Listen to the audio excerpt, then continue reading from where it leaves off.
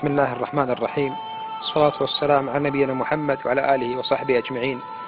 أخي الغالي، أختي الغالية، يا من تسمعني الآن وأنت على فراشك، اعلم أخي أن هذه الدنيا قصيرة، وأن هذه الدنيا دار ممر وليست دار مقر.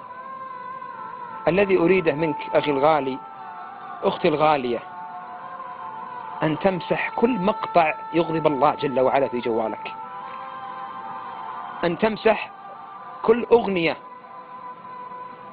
أن تمسح كل معصية وكل صورة لا تليق أن الله سبحانه وتعالى أن ينظر إليها. لماذا؟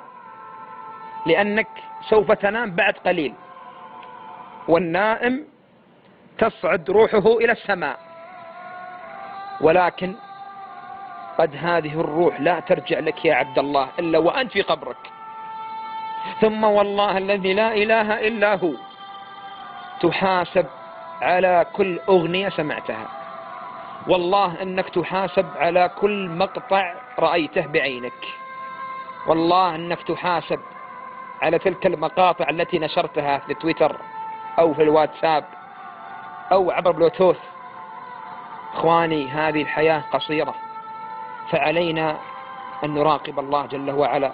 قبل أن تنام امسح كل مقطع في جوالك لا يرضي الله سبحانه وتعالى. قبل أن تنام سامح الأنام، كل من اغتابك، كل من تكلم عليك، قل يا رب كل من اغتابني، كل من تكلم علي فهو في حلم. طهر قلبك حتى تكون قريب من الله سبحانه وتعالى. ختاما أقول يا عبد الله، يا أمة الله، لا تغركم هذه الدنيا، لا يغرك شبابك يا عبد الله، والله ما أهون العباد على الله إذا عصوه. أسأل الله جل وعلا أن يجعل آخر كلامنا من الدنيا لا إله إلا الله. أسأل الله أن يتقبل توبة التائبين، وأسأل الله جل وعلا أن يرحمنا وإياكم برحمته.